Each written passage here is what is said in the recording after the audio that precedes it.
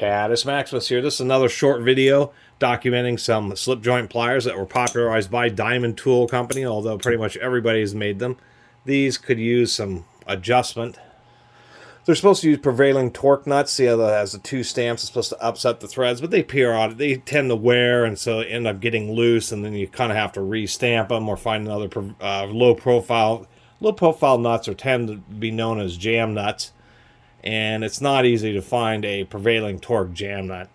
There are various types of nuts that lock on. There are castle nuts. There are nylon lock nuts, which seem to be most common, just because the nylon doesn't hurt the threads.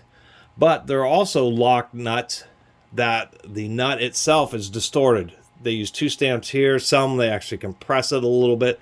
There are various different ways that they distort the nut in order to make it have a high amount of resistance and not want to loosen itself. Those types of nuts that have been distorted, one, they can wear the threads because they are a distorted nut, and two, they are known as prevailing torque nuts because it takes a certain amount of torque just to be able to turn them at all. It's not like they spin, they're tight. As soon as you get them onto the threads, you're going to have to ratchet them down. I don't know why I spent so much time talking about that. Really, these are just an 8-inch set, and surprisingly enough, these are Japanese made, but the name is what really struck out for me. Let me get some more zoom here. PowerMaster, drop forged.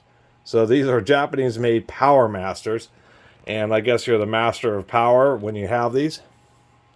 I guess that's not the same power as, say, the power of Grayskull, but I just thought that was an absolutely hilarious name, PowerMaster hand tools. Although, to tell you the truth, it is a little bit catchy. It's also not two words. As we can see, it's sandwiched together, so that is PowerMaster, one word. These have gotten a little bit beat up.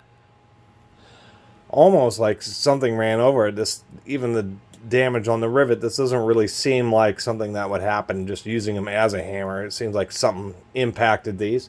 But maybe somebody was powering through a job with masterful force, or masterful skill, I should say.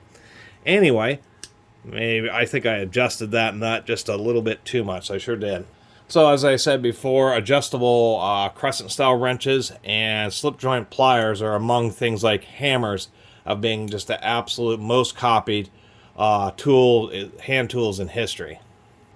Meaning, along with hammers and crescent style adjustable wrenches, slip joint pliers there's more brands of than just about any of. I mean, there's far more brands of slip joint pliers, I'm sure, than there's ever been brands of, say, ratchets or even combination wrenches.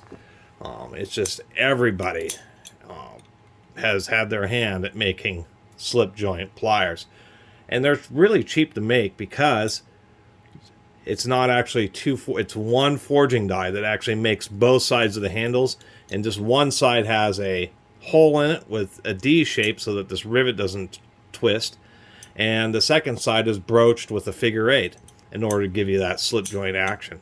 But anyway, this thought a hand tool called PowerMaster was really interesting. Maybe I'll run into some more of those. Certainly is a catchy name. I want to make a little video about these. Anyway, see you next time.